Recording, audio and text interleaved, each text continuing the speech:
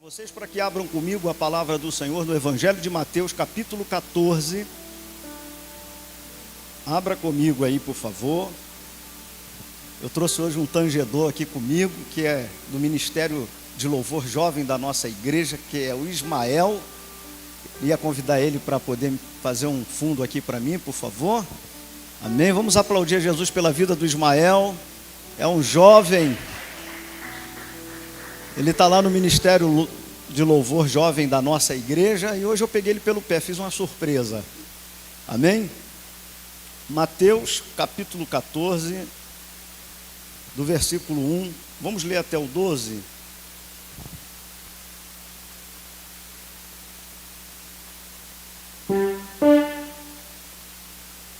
Mateus 14, vamos estar lendo aqui do versículo 1 ao 12. Amém, gente? Diz assim o texto: Quando Herodes ouviu a respeito de Jesus, disse aos homens que o serviam: Esse deve ser João Batista, que ressuscitou dos mortos.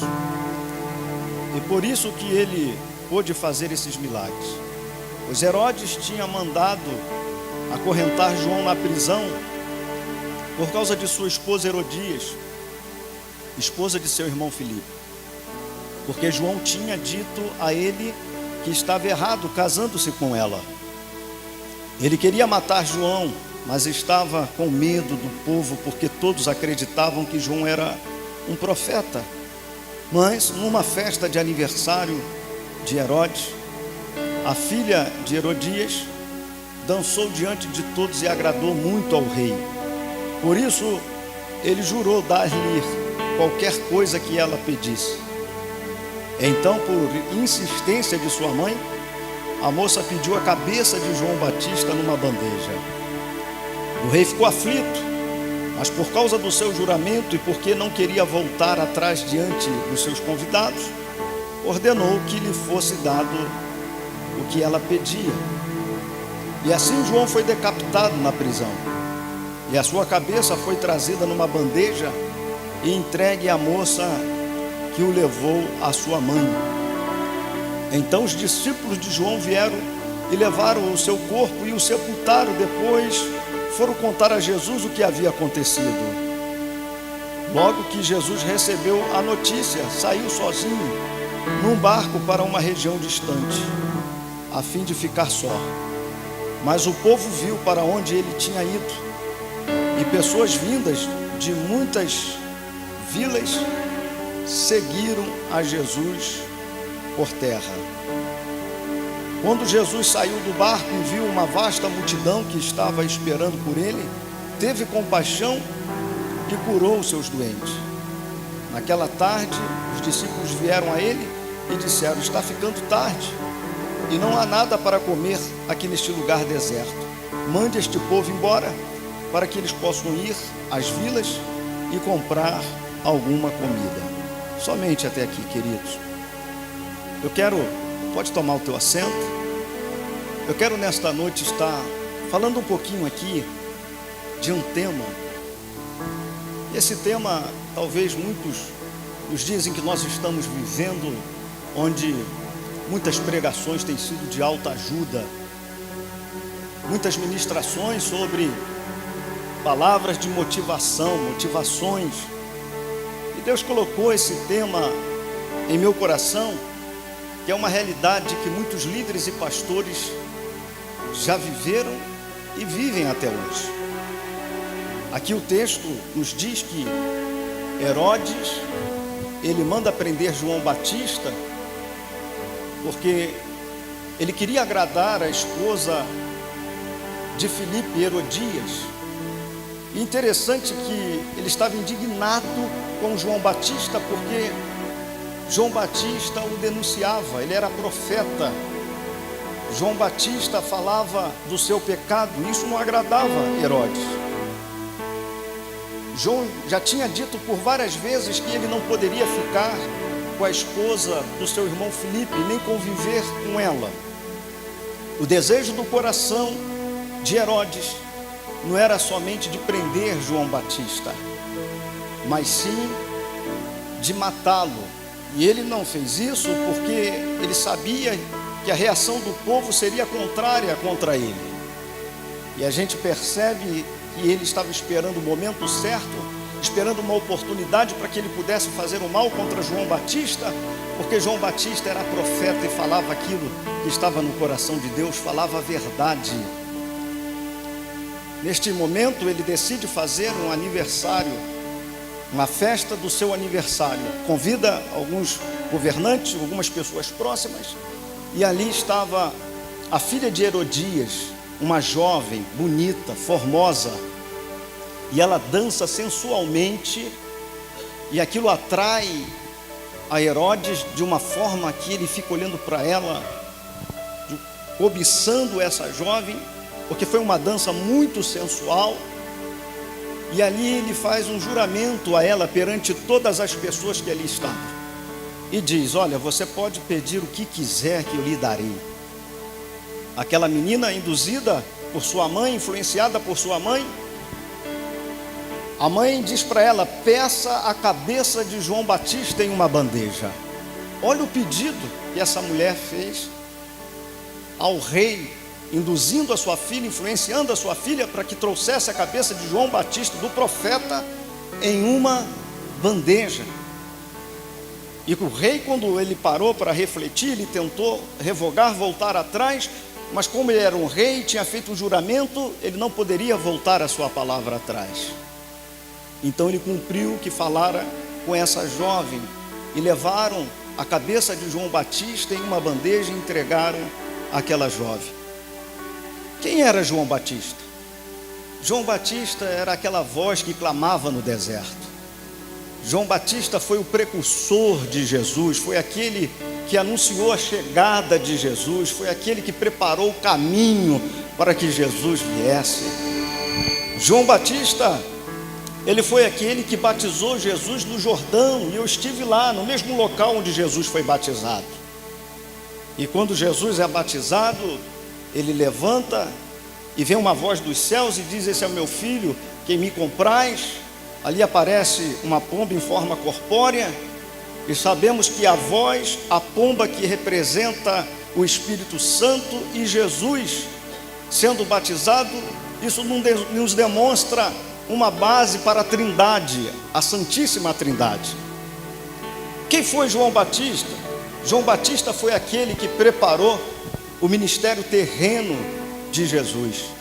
De que forma? Observe que Jesus só inicia o seu ministério depois que João Batista o batiza. Ele tinha 30 anos e ali ele inicia o ministério terreno, porque Jesus ele tinha duas formas. Jesus ele tinha a sua forma humana e a sua forma divina.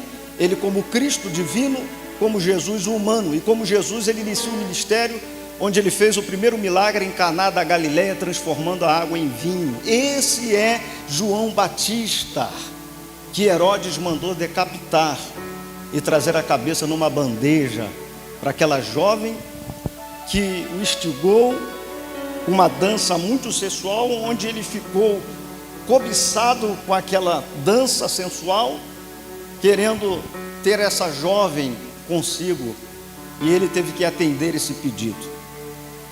Eu quero falar sobre um tema que não é muito sugestivo. A gente não ouve mais falar sobre esses temas de mensagens que nós vivemos hoje, daquilo que nós passamos ou já passamos, daquilo que nós já passamos e aquilo que passamos nos dias de hoje. O tema é: a dor não pode impedir o propósito. Você pode repetir comigo? A dor não pode impedir o propósito. Logo que Jesus ouviu a notícia e partiu de barco para um lugar isolado, a fim de ficar só. Quando levaram a notícia até Jesus de que o seu primo, João Batista, estava morto, decapitado. Jesus naquele momento provavelmente também ficou triste e abatido com a notícia, e ele decide entrar no barco, atravessar para o outro lado, para ficar no lugar isolado, para ficar só, para poder ter os seus momentos de luto. Porque ele foi contemporâneo de João Batista, ele foi criado com João Batista, e agora ele ouviu falar que o seu primo estava morto e de uma forma tão trágica. Naquele momento, quando Jesus vai para o outro lado e alguém leva a notícia na cidade para algumas pessoas de que Jesus estava indo para lá, e uma multidão se reúne e vai e se adianta para se encontrar-se com Jesus. E quando Jesus chega lá, havia uma grande multidão esperando Jesus. E o que Jesus faz neste momento? Despede a multidão? Jesus manda a multidão embora? Não, diz o texto que Jesus teve compaixão desta multidão. E aí a gente entende aqui, irmãos, que a dor de Jesus não pôde impedir o propósito. A gente entende que Jesus, mesmo estando emocionado, Jesus estando triste, enlutado, mas ele não teve o direito nem sequer de tirar os seus dias de luto, porque isso acontece conosco, os pastores e líderes, que às vezes nós ficamos tão asfixiados com as coisas, nós ficamos tão sobrecarregados que a gente precisa às vezes ter o nosso momento só, de ficarmos sozinhos.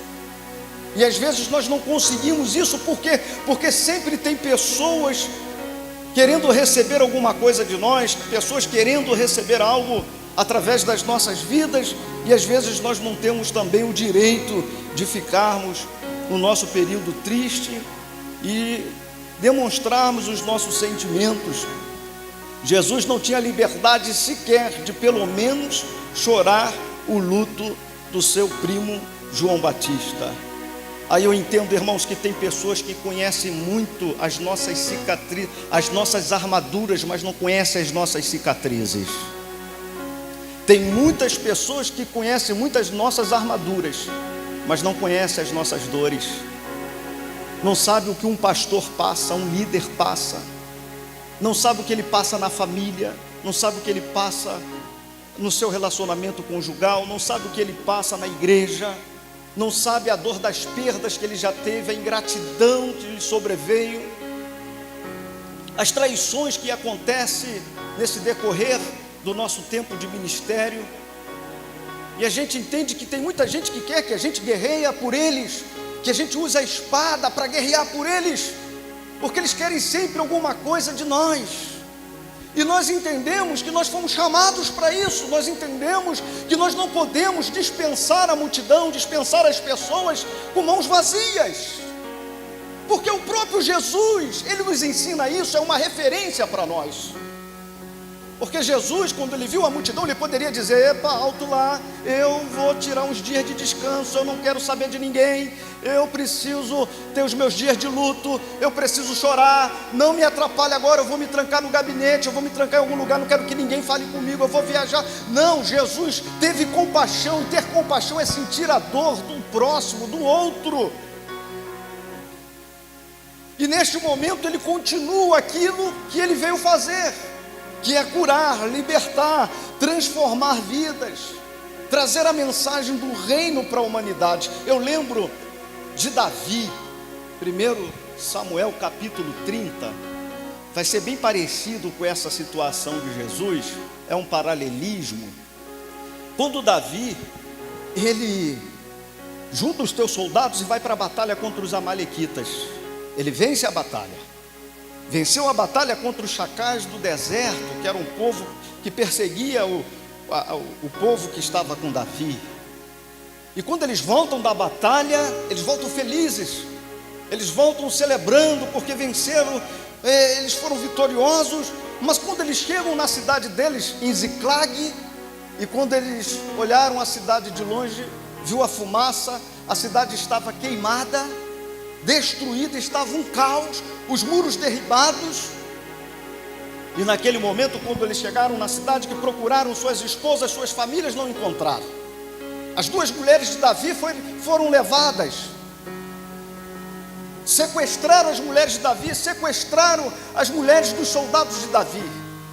E diz o texto que eles ficaram desesperados, e eles começaram a chorar, até não ter mais força para chorar. Imagine a dor, imagine o sofrimento. Quando eles olharam para Davi, eles esqueceram que Davi foi aquele que estava na batalha junto com ele, onde eles voltaram da batalha dizendo: Davi é um grande guerreiro, Davi é aquele que nos livrou da mão dos amalequitas, Davi é o nosso líder. Mas quando que houve aquela situação na cidade de Ziclag, eles começaram a querer apedrejar Davi e contra Davi. Por quê? Porque queria Davi para guerrear as suas guerras, mas não queria Davi para poder chorar junto com ele a perda que ele também teve. E sabe o que eu vejo, irmãos? Muitos conhecem as nossas armaduras, mas não conhecem as nossas cicatrizes. A nossa dor, fala para esse irmão que está do teu lado, chacoalha ele aí, ele precisa ouvir isso. A nossa dor não pode impedir o nosso propósito, não pode. E aí eu entendo que o nosso emocional, ele não pode impedir o nosso chamado. Por quê? Porque os nossos motivos não justificam a nossa ausência diante do chamado.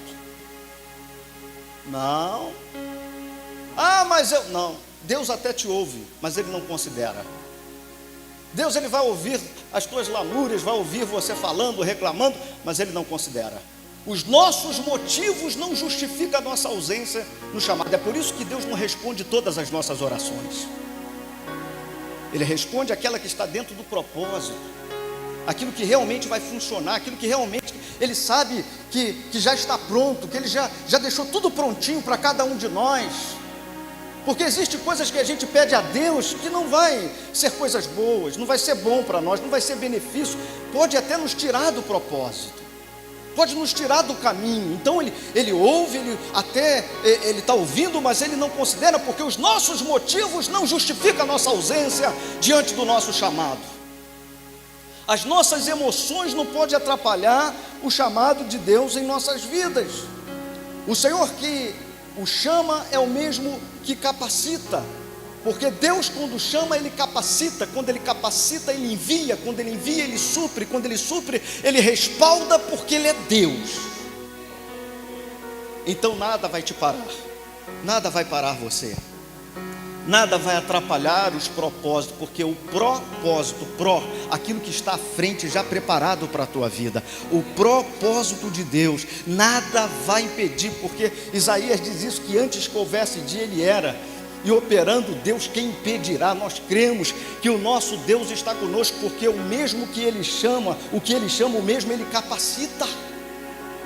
O nosso Deus é aquele que chama, capacita, envia, supre e respalda. Ele é Deus. A sua dor não pode parar você. Os nossos problemas não podem nos parar. As frustrações de ministério não podem nos parar, irmãos. Eu sei que se eu sentar com cada um que aqui se encontra nessa noite, eu vou ouvir muitas experiências, muitas frustrações, muitas ingratidões. É por isso que eu botei um propósito no meu coração. Eu digo sempre para minha esposa, para a bispa, e eu falo para ela: vamos fazer pelas vidas, vamos nos dedicar às vidas, vamos fazer o que Deus nos chamou para fazer, porém não vamos esperar nada em troca, porque se esperar em troca você pode ficar frustrado, você pode ficar decepcionado. Então você tem que fazer e não esperar reconhecimento nenhum. Você tem que fazer, não tem que esperar alguém chegar para você e falar: não, você não espera nada. Sabe por quê? Porque Deus vai usar pessoas para reconhecer isso na sua vida. Deus vai usar pessoas para poder honrar você lá na frente. Então a gente não pode parar, porque o mesmo que nos chama é o mesmo que nos capacita. Por isso que eu vejo a importância de nós não atentarmos para aquilo que é contrário e sairmos do foco do objetivo que Deus tem para cada um de nós. Existe um lugar para pastores e líderes que chama-se altar, chama-se púlpito, esse lugar aqui.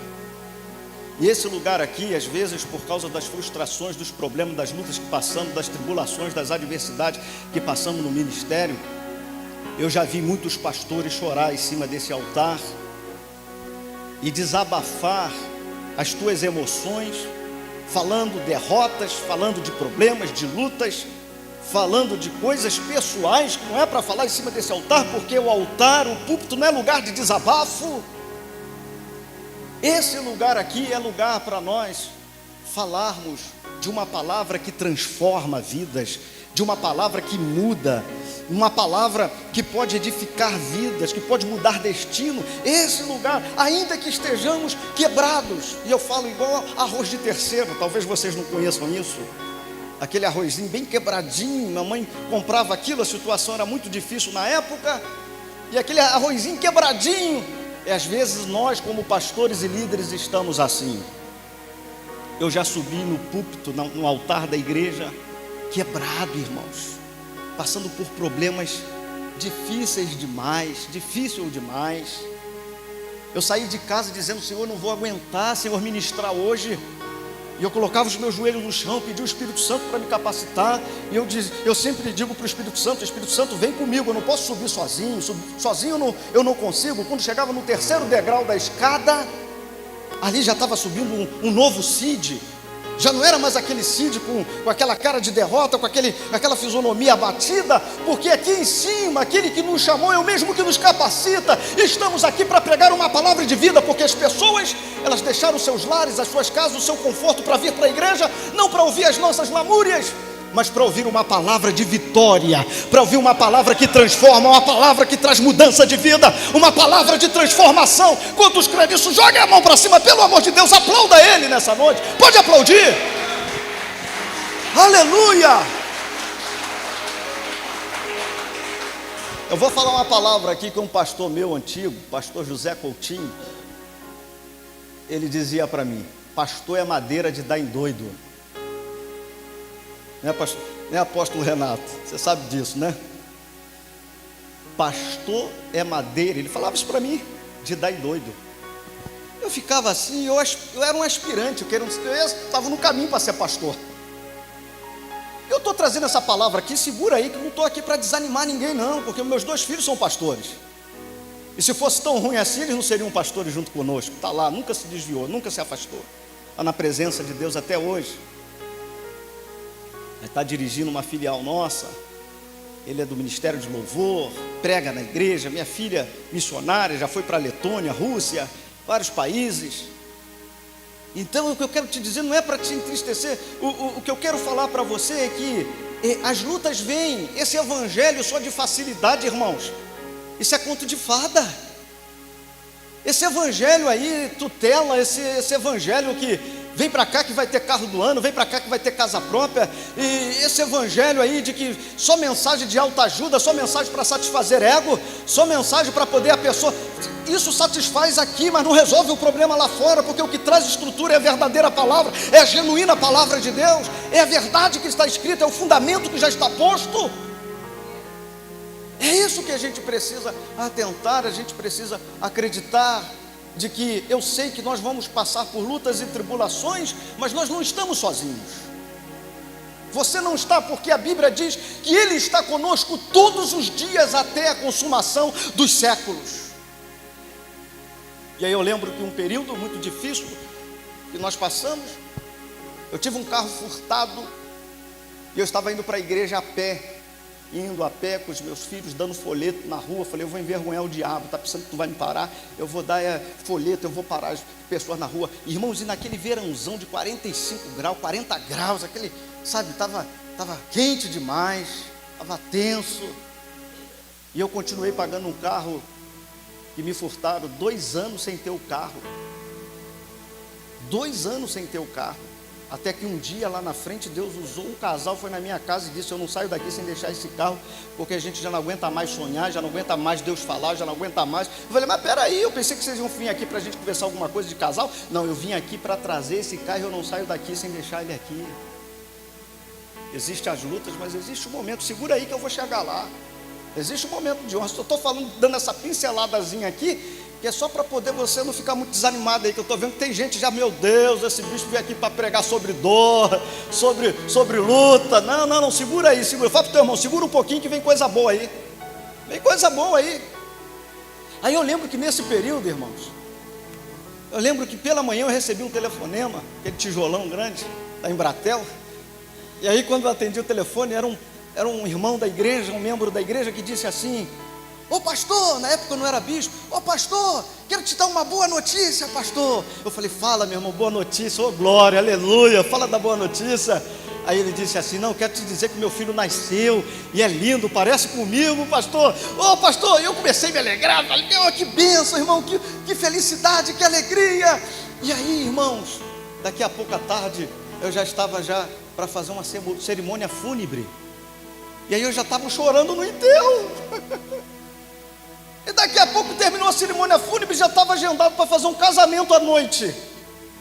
E aí eu te pergunto, irmãos, como é que fica o emocional de um pastor? Qual o equilíbrio? Onde a gente busca esse equilíbrio emocional? Como que a gente consegue lidar com essa situação, essas situações de ministério? Eu estou aqui falando para pastores, eu estou aqui falando para líderes, como é que a gente consegue? Isso é porque o Espírito Santo, Ele nos capacita, Ele está conosco mesmo, que nos chama, aquele que nos chama é o mesmo que nos capacita. Eu já fiz a cerimônia fúnebre do meu pai, e à noite estava no culto pregando. Passados uns dias fiz a cerimônia fúnebre da minha mãe. Pensei que eu não ia conseguir, e à noite estava ministrando na igreja. Sabe por quê? Porque a dor não pode impedir o propósito. Jesus não abandonou a multidão. Jesus, ele não ficou preocupado com os dias de luto, mas ele atendeu a multidão, e essa mesma multidão passou a seguir Jesus pelo caminho. E sabe o que eu vejo aqui, irmãos? Às vezes a gente, para conseguir seguidores na internet, é uma luta, sim ou não? No meu Instagram, eu estava olhando, dando uma olhada, eu não tenho mais do que 700 seguidores. Na minha página do Facebook, eu mando convite para todo mundo, convidando, me segue aí, mando mensagem. E eu não tenho mais do que 800 seguidores. A minha página, como Bispo Cid Montauriol. E no YouTube tem um pouquíssimo no meu canal. Teve uma época na pandemia que eu queria fazer live, aí eu fiquei mandando para todo mundo, irmão. Não tenho lá no YouTube pouquíssimos inscritos lá no meu canal. Agora Jesus não tinha internet, não tinha Instagram, não tinha Facebook, tinha uma multidão seguindo ele. Mas por quê, irmãos? Porque onde estava Jesus tinha um milagre, onde estava Jesus tinha cura, tinha libertação, tinha transformação, porque Jesus tinha aquilo que o povo precisava. E é isso que a gente precisa entender. Essa multidão aqui que seguiu a Jesus é a mesma multidão de João capítulo 6, onde ele multiplica os pães e os peixes. Porque os discípulos chegaram para ele e disseram, Jesus, mestre, faz o seguinte, manda essa multidão embora, porque olha, já estamos chegando no deserto, não vai ter onde comprar comida, então eles indo para casa, eles vão passar no mercado e vão comprar comida, porque vai acabar a comida, Jesus. E aí o que Jesus faz? Jesus disse, não, dá vocês de comer, a eles de comer. Por que Jesus falou isso, irmãos? Jesus, ele é muito, ele tem algo que é a presciência, né? Ele é onisciente. Jesus é maravilhoso demais, porque em cada situação, Jesus, ele pegava alguma coisa para ensinar os discípulos. E ali chegou para Jesus, 200 de dinheiro não vai ser suficiente para comprar comida para toda essa gente. Jesus, aqui só temos um rapaz. Aí André chegou e disse que temos aqui um rapaz que tem na merendeira 5 pães e 2 peixinhos. Mas o que é isso para tanta gente? E Jesus disse, traz o menino. E levaram o menino até Jesus. E ali Jesus pediu a ele os pães, os peixes, deu graça. E depois Jesus partiu o pão, deu para os discípulos dar ao povo. Sabe por quê? Porque Jesus estava dizendo para os discípulos, o que o povo precisa eu já coloquei nas mãos de vocês, em suas mãos. Pastor, líder, o que o povo lá na sua igreja precisa, Deus já colocou nas tuas mãos. Aquele bairro que está lá, Deus colocou você lá para poder alimentar aquele povo. Deus colocou você para fazer a diferença naquele lugar. Não fuja, enfrenta o que tiver que enfrentar. Tem um momento de dores, tem um momento de luta, mas vai ter um momento de honra. Lá na igreja, eu e a minha esposa estamos em tudo. É culto da criança, nós estamos. É conferência disso, nós estamos. É obra na igreja, nós estamos. Vamos fazer isso? Vamos. Estamos em tudo. É problema? Eu estou aqui. Eu tenho outro problema? Eu estou aqui também. Mas também quando vem a bênção, eu digo, eu estou aqui, eu quero receber a bênção. Quantos crê nisso, levanta a mão para o alto e glorifica o nome do Senhor. É isso que a gente precisa entender, que Jesus já colocou em nossas mãos aquilo que o povo precisa. Fala para o teu irmão, está nas tuas mãos, irmão. Fala para ele, O que o povo precisa já está em tuas mãos, porque Jesus, neste momento, não só ensina aos discípulos, como ele queria ensinar o povo, porque o povo estava ali por causa de Jesus, queria a bênção. Mas a intenção de Jesus não era só de alimentar a fome espiritual do povo, porque Jesus, depois que dá a comida a eles, que manda eles ficarem organizadamente, porque Jesus só trabalha na organização, mandou eles se assentarem na grama uniformemente para poder comer, porque sem organização não tem ministério de sucesso, sem organização não tem progresso, sem ordem não tem. Então quando Jesus faz isso, que dá o de comer ao povo, e daqui a pouco quando Jesus começa, que ele alimentou a fome orgânica do povo, e daqui a pouco Jesus começa a alimentar a fome espiritual dele, começa a ensinar e dizer assim: eu sou o pão vivo que desci do céu, aquele que come da minha carne jamais terá fome, eu sou a água viva, aquele que beber desta água jamais tornará a ter sede. Diz o texto que foi saindo do menor ao maior, porque eles queriam a bênção, mas não queriam Jesus, queriam o benefício, mas não queriam o compromisso. E foram saindo, e Jesus naquela hora, eu creio que ele deu uma olhada para os discípulos que ali ficaram com ele, e disse: e vocês? E vós, não vai acompanhar essa multidão não? E aí Pedro, ousado, destemido, tomou a frente e disse assim: Senhor, para onde iremos nós? Se só em ti está a palavra de vida eterna, tu és o Cristo em que nós temos crido. Você pode aplaudir, dá uma salva de palmas para Jesus, bem forte. Se é para Jesus, está fraco. A dor, ela nos impulsiona ao cumprimento do propósito. A dor te leva ao propósito. E aí eu entendo, irmãos, que Deus nas nossas vidas tem planos, propósitos, desígnios e objetividade. Deus tem plano na sua vida. Às vezes nós ficamos um pouco perdidos no caminho, mas Deus, Ele planejou algo para a sua vida, para a sua família e para o teu ministério. Deus fez um planejamento para você. Deus tem planos, Deus tem propósito, Deus tem desígnio, Deus tem objetividade. E a dor nos leva ao cumprimento do propósito. A dor de Abraão o levou a ser pai de multidões. A dor de José o levou a governador do Egito. Se você parar para observar a vida de Jó, foi o único, singular, de tantas provações que passou na sua vida. A dor de Jó o levou a ter tudo em dobro.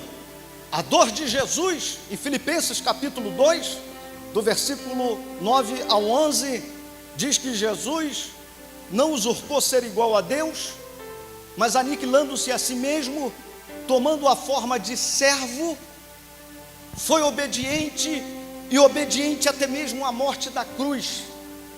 E aí no versículo posterior diz assim: pelo que também Deus o exaltou soberanamente, dando-lhe um nome a qual está sobre todo nome, para que no nome de Jesus se dobre todo o joelho, no céu, na terra, debaixo da terra, e toda língua confessará que Jesus Cristo é o Senhor, para a glória de Deus Pai. Se você crê nisso, que a dor te impulsiona por um propósito, glorifica o nome do Senhor.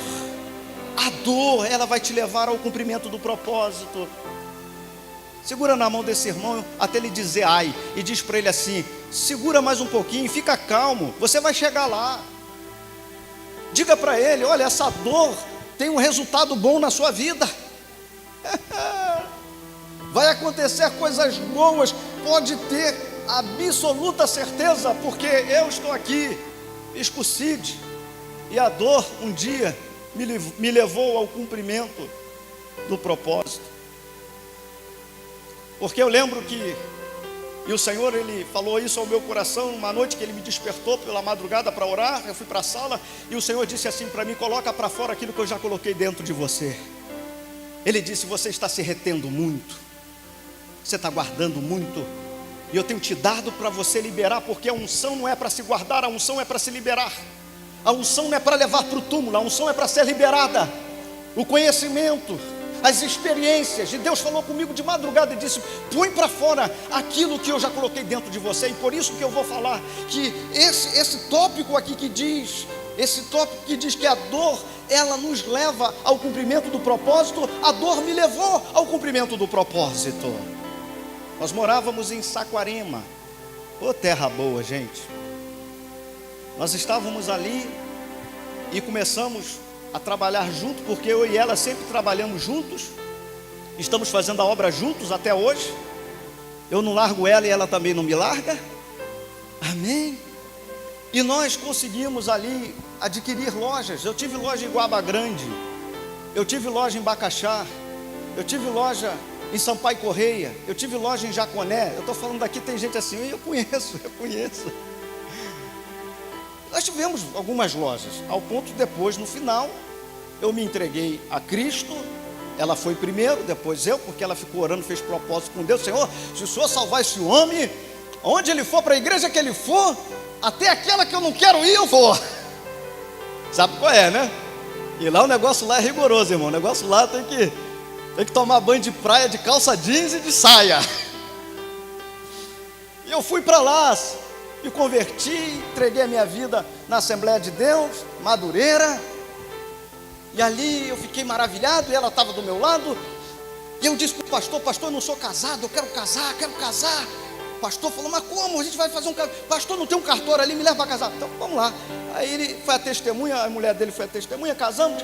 Aí daqui a pouco eu bati na porta do pastor, na casa pastoral, e disse: pastor, eu quero ser batizado logo, pastor. O pastor: rapaz, mas não tem aqui batismo agora, só ano que vem. Eu falei: não faz isso não, pastor. Ele disse: só tem Arraial do Cabo, a Kombi da igreja está aí, se você quiser ir lá se batizar. Eu falei: é mesmo? Eu falei: tá bom, me presta a chave aí. Fui lá para Arraial do Cabo para poder passar pelo batismo. Passei pelo batismo. Passado mais um tempo, um ano, fui a diácono, depois de um ano a presbítero, depois de mais um ano evangelista. Aí comecei como presbítero, dirigi algumas filiais lá da igreja, umas congregações, dirigi. Não vai rir no nome não, tá? Dirigi uma igreja lá em Rio Mole Pequeno, dirigi uma igreja lá em Jaconé 1, dirigi uma igreja no Mato Grosso, enfim. E aí, irmãos, depois que eu estava lá ganhando almas, estava bem, estabilizado, uma vidinha legal, casa própria, um carrinho bom comprado na agência, pregando em vários lugares na região dos lagos, CD nas lojas, CDs nas lojas, vendendo nas lojas. E aí eu lembro que me aparece quem? Um pastor de São Gonçalo lá, irmãos. Ouviu o meu CD aqui e, segundo ele, disse que Deus falou com ele porque que eu seria o pastor da igreja dele, e que se eu não fosse para São Gonçalo, a igreja dele iria fechar. Quando o pastor falou conosco isso na loja, eu falei: pastor, acho que está amarrado esse negócio aí, a gente tem que orar. São Gonçalo? Estou tão bem aqui. E ele disse: não, mas eu ouvi o teu CD e Deus falou comigo de madrugada. Eu falei: pastor, então vamos orar. Se for de Deus, a gente vai, mas vamos orar, né? E começamos a buscar Deus. E nada, irmão, Deus ficou no silêncio, até que um pastor, estou correndo aqui por cada hora, até que um pastor, que foi meu pastor também, estava morando em Cabo Frio, e ele, na oração da meia-noite com a família, naquele momento, o Espírito Santo moveu o coração dele a me levar a orar com ele. Ele bateu na minha casa às 7 horas da manhã, eu disse: ô pastor, o senhor está aqui, vem tomar um café comigo? Não, eu vim te buscar para orar. Ele e o irmão dele estavam no carro, disse: eu vim buscar você para orar. Eu falei: pastor, tem que abrir as lojas aí, tem que trabalhar. Ele disse: não, você não está orando para Deus te dar uma resposta? Eu falei: epa, o negócio está esquentando. E aí eu falei: tá bom. Aí nós entramos no carro, fomos em direção a Via Lagos, chegou numa igreja chamada, uma Assembleia de Deus do Samuel Lessa, lá em Rio Bonito. E aí o irmão dele falou: não, é aqui que Deus vai falar com a gente vai orar aqui, vamos estar orando aqui, tem uma consagração boa. E quando o irmão chegou lá para falar com a irmã disse: não, o pastor acabou com a consagração aqui, não tem mais não. Aí o pastor falou assim, sentadinho no carro, quietinho: não, não é aí não, vamos embora, segue viagem, pega Via Lagos. Passou Boa Esperança. Aí daqui a pouco o pastor disse assim: olha, encosta aqui, vai para o acostamento. Daqui a pouco ele disse assim: ó, vem para cá, sai da pista, é nessa casa aqui. Eu falei: o que, pastor, é aqui? Ele disse: é, desce, vai lá e chama nessa casa que nós vamos orar aí. E aí quando eu fui lá chamar no portão, porque lá a gente chama mais ou menos assim: ô de casa, oi, é assim que a gente fala lá, né? Oi, pessoal da roça, irmão, você tem que ter a linguagem dele, irmão. E aí daqui a pouco, quando eu comecei a chamar naquela casa simples, cheia de galinha no quintal, e aí eu vejo uma senhora com um lenço na cabeça, com uma panela na mão, comendo. A porta não tinha vidro, aquela porta de ferro antiga, enferrujada. Aí disse assim: peraí, pastor, porque 5 horas eu estava orando aqui, o senhor falou comigo que vocês iriam vir aqui para a gente orar junto. Meu Deus, irmãos, eu ainda continuo acreditando nessas coisas. Eu ainda continuo acreditando no espiritual. E aí quando nós entramos, ela disse, olha, não repara as galinhas, os patos não, porque eu fico na consagração, eu oro, eu sou da obra. Aí passei pela sala dela, falei, irmã, não estou olhando nada, não quero ver nada, pode ficar tranquila. Aí ela falou, vocês podem se ajoelhar, porque essas mulheres têm autoridade, né? Ela disse, claro, agora aí nos ajoelhamos lá. Ela orou pelo pastor, orou pelo irmão dele, quando botou a mão no meu ombro, da minha esposa, e disse, eis que eu estou tirando vocês aqui deste lugar, eu vou levar vocês para uma outra terra, São Gonçalo. Ai, Jesus, olha esse caminhão, olha essa mudança. Aí começou a falar, irmãos, eu fiquei alegre e triste ao mesmo tempo. E eu sei que aonde eu ia pregar, eu saía de Saquarema para pregar aqui em São Gonçalo, e às vezes do nada eu estava pregando, aí quando terminava a mensagem, saía alguém de lá do meio do último, você vai vir para essa terra. Eu falei, ai, Jesus. E aí acontece que nós viemos para cá, vendemos as lojas, parcelado, e o pastor me fez uma proposta e disse, eu vou te dar pelo menos aí para começar 1,5 salário, vou pagar o teu aluguel, vou te dar uma ajuda lá, e você vai ser pastor presidente da minha igreja, vou te levar na convenção Conamad, vou consagrar você lá, pastor, você vai ser o presidente. E quando nós chegamos aqui na igreja, irmãos, não tinha mais do que 15 pessoas na igreja. E aí eu olhei para a igreja, eu já estava vindo aqui para conhecer, e eu sabia da luta, da dor que nós iríamos passar. Mas eu não fugi do chamado, do propósito. Eu e minha esposa aproveitamos o tempo que nós tínhamos, não estávamos trabalhando, não tinha loja, e começamos a fazer visitas às pessoas afastadas. Colocamos um programa na rádio, Edificando Vidas, e depois começamos a colocar seminário na igreja, porque eu já dava aula lá em Saquarema, no seminário Ceifa. E aí começamos a colocar campanhas na igreja, campanha de Jericó, quebrando as muralhas, os 7 mergulhos da mãe, um monte de campanha, e começou a igreja a crescer, desenvolver. E aí, passado um ano mais ou menos, 3 vezes a minha documentação na convenção, e a pessoa lá da convenção dizia assim, ele passa direto, ele tem tudo que a gente precisa, ele tem o certificado dele, ele tem a carta dele, naquela época tinha carta, né? Ele tem tudo, está tudo certinho. E o pastor não me consagrava, porque ele ficou com ciúme. A esposa dele ficou com ciúme da minha esposa. E eu sempre, porque eu tive escola, a Assembleia de Deus é uma igreja que ensina os obreiros. Eu tive escola, e eu sempre dizia para ele, pastor, eu posso ainda um dia ser pastor dessa igreja, mas o senhor nunca vai perder a sua cadeira de honra, o senhor sempre será honrado aqui nesse lugar, mesmo que o senhor seja jubilado. Eu sempre declarava isso, e eu não entendia porque ele não me consagrava pastor, eu era evangelista. E por que isso? Todas as vezes eu convidava o pessoal, armava ônibus, chegava no dia e dizia, não vamos levar você não vamos, e coisa e tal. Aí eu comecei a perceber um homem com 84 anos, com problema de audição, e colocou o coração em 4 paredes na igreja, não colocou o coração no propósito que Deus queria. E nisso, um domingo depois, muito atarefado de muitas visitas, de muitas coisas, no culto à noite, ele disse para mim assim, olha, nós vamos fazer o culto, Cid vai ministrar, mas no final temos uma reunião. E aí terminou o culto, eu preguei, a igreja estava cheia, e aí ele disse, olha, essa reunião é porque Cid não vai ser mais o dirigente aqui da igreja, eu vou tomar a frente da igreja novamente, e o Cid vai ficar ajudando os obreiros aqui, discipulando, dando estudo para eles. E aquilo, irmão, foi como um balde de água, não é gelado não, de gelo na minha cabeça, porque eu lembrei de tudo que ele tinha me prometido lá. Eu larguei casa própria para morar de aluguel, eu larguei a minha vida, o meu ministério, para atender um chamado, e vim. E eu estava olhando para ele e vendo ele com o coração em coisas e não no propósito que Deus tinha. Eu disse para ele, pastor, eu estou ficando um pouco tonto, o senhor deixa eu ir para casa orar? Ele disse, vai meu filho, vai para casa orar. Ele era um pouco grosso, né? Vai. Eu fui para casa com a minha esposa, com meus 2 filhos pequenos, irmãos. Meus filhos eram crianças. Eu não estava sentindo nem o chão, andando, indo a pé para casa. E quando eu cheguei em casa, era o momento que eu queria ficar como Jesus, mas aí eu não podia também, porque eu tenho a minha esposa. Eu não posso transmitir fraqueza para ela, eu não posso demonstrar para ela que eu estou nessa situação, e meus filhos ali olhando, e eu tentava ficar em algum lugar, e eu sei que foram dias difíceis. Aí orei a Deus, Deus me deu a resposta na palavra, em Atos capítulo 12, e o Senhor falou comigo, vai lá, põe a sua carta. E aí eu fui até ele, marquei com ele, minha esposa, era tesoureira da igreja, E quando nós chegamos lá, ele já estava com um vice-presidente que não tinha, ele já estava com um tesoureiro que não tinha, ele já estava com uma turma na casa dele.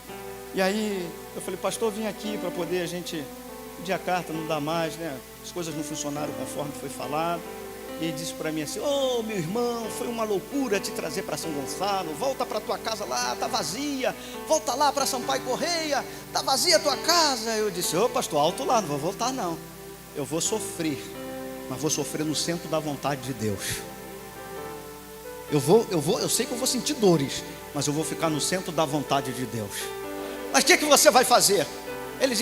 Eu disse, bota minha carta para o pastor Militão, porque eu era muito amigo do pastor Vanderlei Durval Chaves, lá de Jaconé, e ele me indicou para botar a carta para o Militão, para mim ficar nas igrejas ministrando. E ele botou a carta e falou, você vai viver como? Eu falei, Deus sabe, porque eu não caí aqui de paraquedas, Deus me trouxe para esse lugar e disse que tem um povo aqui gemendo e chorando, que nós vamos cuidar desse povo. Irmãos, imagina, eu, minha esposa, 2 filhos pagando aluguel, sem igreja, desempregado e sem parente por perto. Foram dias tristes, de choro. Aparecia para mim pregar, eu não queria ir pregar. Aparecia igreja para mim, eu não ia. Eu só orando e chorando nos pés do Senhor. Minha esposa me viu pelas madrugadas, pelo chão, clamando a Deus, pedindo socorro a Deus para saber o que Ele queria fazer. Até que um dia eu recebi um convite de um pastor, lá da onde nós estávamos morando, ali em Santa Catarina. E o pastor disse, ô Cid, levanta Cid. Ô Cid, tu é um profeta, Cid. Vamos ali para uma convenção ali de igreja renovada, eu vou te levar lá, você vai conhecer essa convenção. Vamos lá, você vai gostar. Eu falei, não quero, estou aqui orando. Rapaz, vamos embora, rapaz, você vai gostar, você vai ver que os pastores lá, é tudo pastor assim, sabe? Ele senta na mesa, bate papo, não é aqueles pastor não, é pastor legal. Eu falei, então vamos. Aí fomos. Aí chegamos na convenção lá, eu olhei, todo mundo sentadinho na mesa assim, outra mesa aqui, batendo papo, conversando. Falei, que pastorzada diferente. Os pastores aqui tão legal mesmo, como ele falou, fiquei feliz. Aí conversei com um, conversei com o outro. No final, aí um me levou para apresentar ao presidente da convenção. E aí quando chegou lá, ele falou assim, não vou te receber como pastor aqui não. Eu falei, não, mas não tem problema, eu não vim aqui para ser pastor. Eu vim aqui apenas para poder compartilhar isso aqui, tão bom, esse momento de mesa é tão bacana. E aí ele disse assim, você também caiu nas lábias do profeta velho? Eu disse, infelizmente caí, né? Então você não é o primeiro não, já passou 3 lá. Eu falei, ai Jesus, misericórdia. Eu já tinha feito isso com outros irmãos, mas eu vim embaixo de oração. E nesse período, para mim entrar nessa convenção, teve uma pessoa que me indicou. Sabe quem foi que me indicou para mim poder entrar lá? Para mim poder me agregar? Bispo Simões Ribeiro. Aplauda Jesus pela vida dele. Foi ele. Por quê? Porque o pastor me levou, o pastor me apresentou e ele deu o reforço. Disse, não, Cid, ele dá aula de seminário aqui na minha igreja. Lembra disso que eu dava aula aqui no seminário do pastor Agenor? Cid dá aula no seminário da minha igreja. Cid, eu conheço ele. Então ele fortaleceu para mim poder ser recebido nessa convenção. Eles analisaram minha documentação na mesa diretora. Em poucos meses meu nome foi contemplado e eu fui ordenado a pastor na Nova Vida em Santa Catarina, na época do pastor Carlos Alberto. Uma igreja que na época era uma igreja muito relevante, talvez a mais relevante de São Gonçalo e mais bonita. Não é verdade? E eu fui ordenado a pastor lá, nesta igreja, Deus me honrando. E aí eu perguntei ao bispo, disse, bispo, e agora? O que nós vamos fazer? Cadê a igreja? Eu estou animado, agora eu quero pegar a igreja agora, vamos voltar, bispo. Aí ele disse para mim, tem um bocado de loja fechada aí, tem um bocado de terreno vazio. Pega a tua esposa, os teus 2 filhos e vai trabalhar para Jesus. Falei, ai Jesus, depois de ter igreja, depois de estar pregando lá, irmãos, é muito fácil você comer ovo quando você nunca comeu um filé mignon, irmãos. Não é verdade? E aí eu falei, caramba, e agora? A gente tinha vendido um carro para poder investir em alguma coisa para a gente aqui em São Gonçalo. Até que eu lembrei do dinheiro guardado, falei para ela, você está comigo? Ela disse, claro que eu estou contigo, fechado contigo, sou parceira, vamos embora. Eu falei, então vamos. Peguei o dinheiro todinho, comprei cadeira para a igreja, dei dinheiro de depósito na igreja, eu comprei som, o melhor som para a igreja, e nós inauguramos a comunidade evangélica diante do trono ali em Santa Catarina, de frente ao Papaléguas. Quem conhece ali, aquela área ali? Nós inauguramos. Não deu para ficar 1 ano ali, porque a igreja encheu, irmãos, pela graça de Deus, pela glória de Deus. E mudamos para o Pita, para um lugar maior, e ficamos ali um tempo, a igreja encheu também, compramos o terreno. E aí hoje nós estamos lá com a igreja pronta para a honra e glória do nome do Senhor. E o povo que estava gemendo e chorando é o povo que está lá na Sedite. É esse menino que está aqui, ó, tocando aqui nessa noite. É isso, irmãos. A dor não pode impedir o propósito.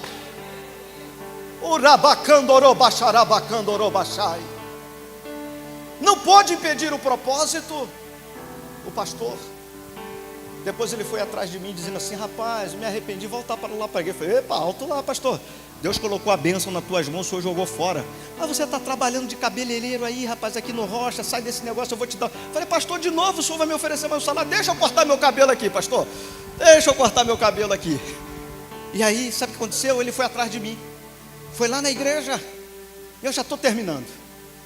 E aí o pastor, o meu filho na bateria, o Wallace, aí a porta da igreja fica lá. Quando o pastor chegou lá na porta da igreja com o irmão, o meu filho ficou assim, ó, para mim olhar para quem estava lá fora. Aí daqui a pouco veio um obreiro que eu não olhei, né? É aquela ética, né? Aí bateu no meu ombro, o obreiro disse assim: pastor, tem um pastor chamado tal aí, e ele disse que veio aqui visitar o senhor. O que eu faço com ele? Irmão, na hora, se for na carne, assim, dá vontade de arrancar o pescoço dele, né?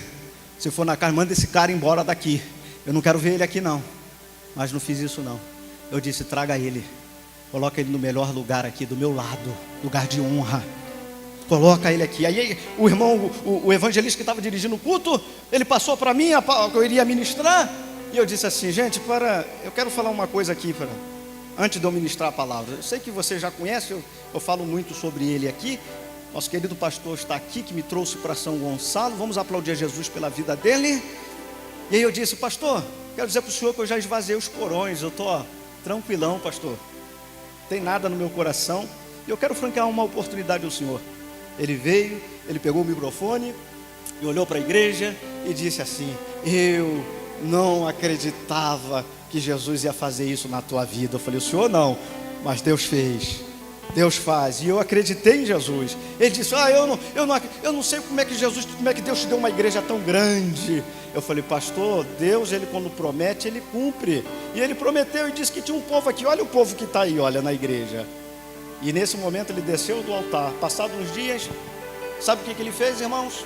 A igreja, o pessoal foi, os membros para a igreja, o pessoal do ministério foi para a igreja. Quando chegou lá, tinha outro pastor no altar, tinha outro ministério no altar.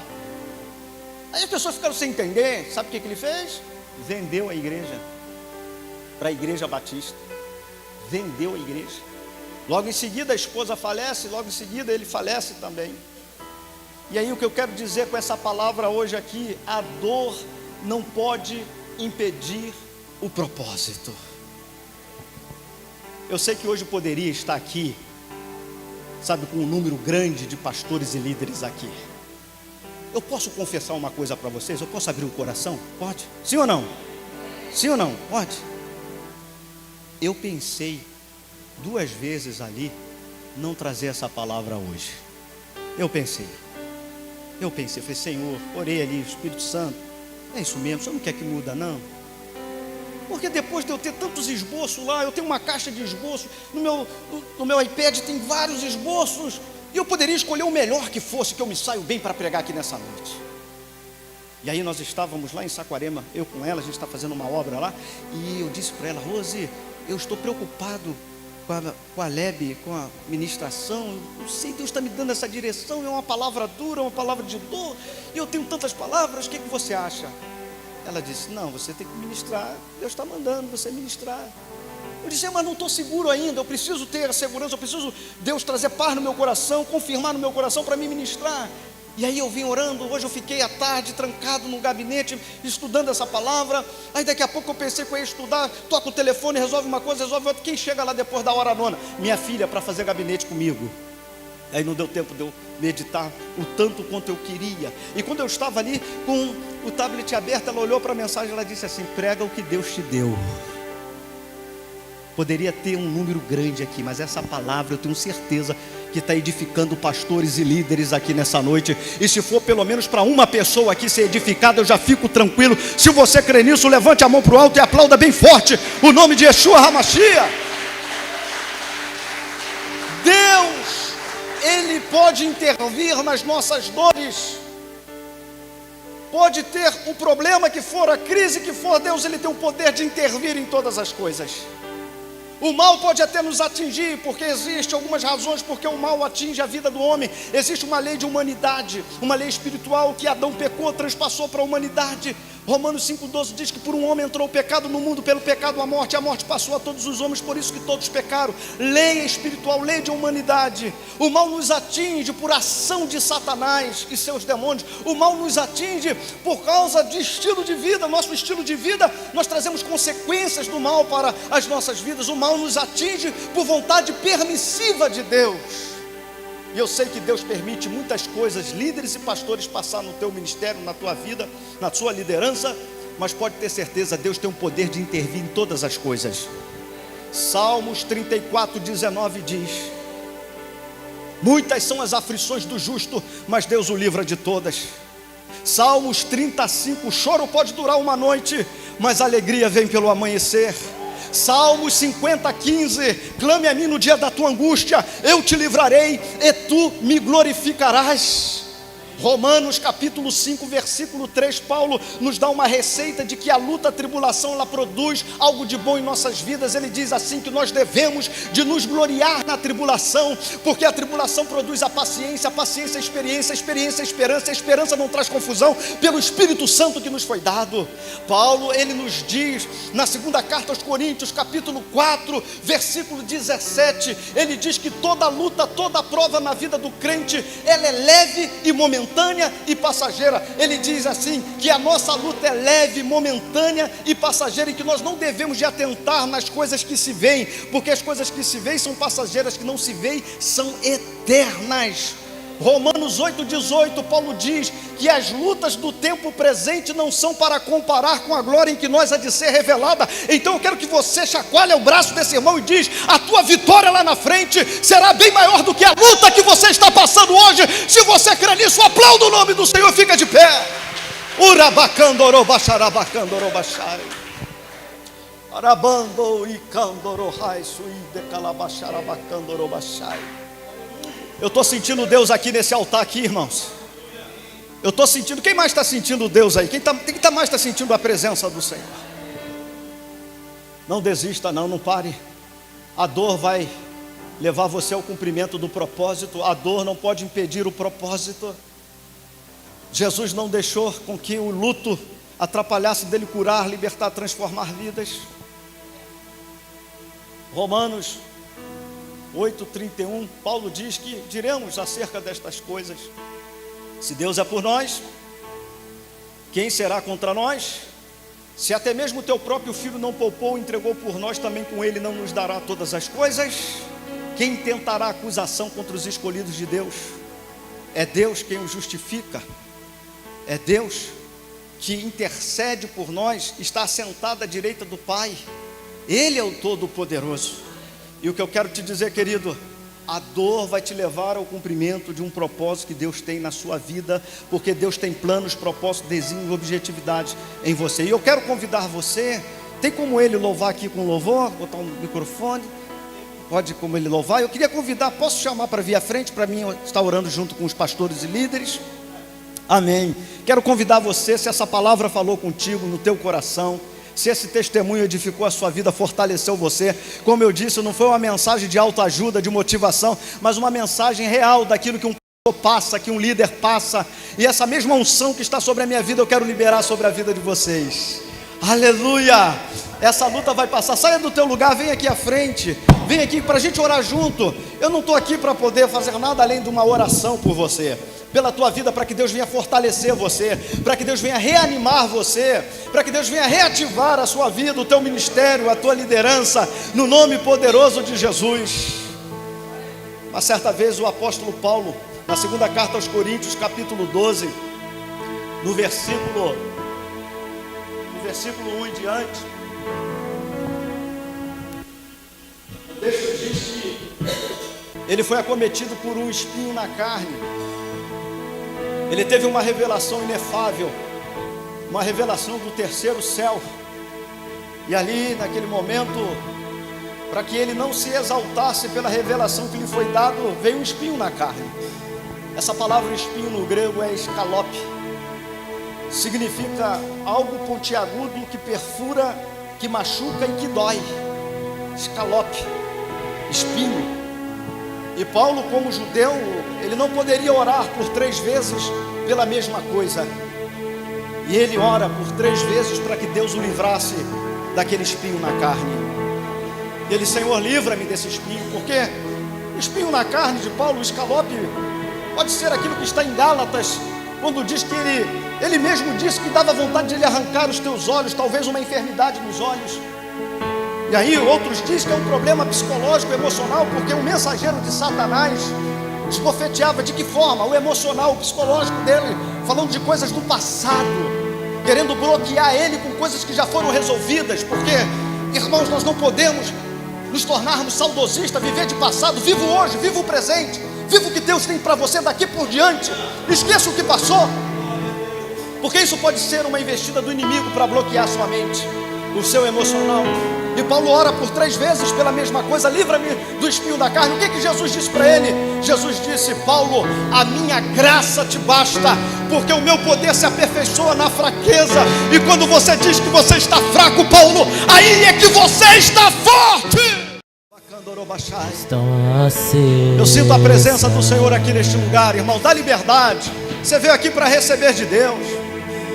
Se expresse diante dele. Abra o teu coração. Esperando o barulho dos teus passos em direção à porta.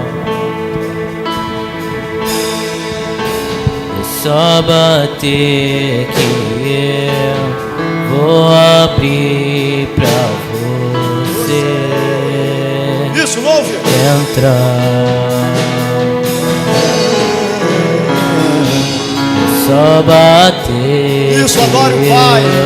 Abre o teu coração, deixa o Espírito Santo ministrar sobre a sua vida. Isso. Entrar. Não pare, não pare. Oh. Eu já coloquei as minhas vestes. Seja impactado pela presença, seja impactado pela glória de Deus. Estou só te abre o teu coração, deixa o Espírito Santo fluir na sua vida. Vamos dançar Maranata. Isso, vamos, reaja, reaja. Maranata. Eu já coloquei as minhas vestes brancas. Estou só te esperando. Vem dançar. Isso, abre o teu Maranata.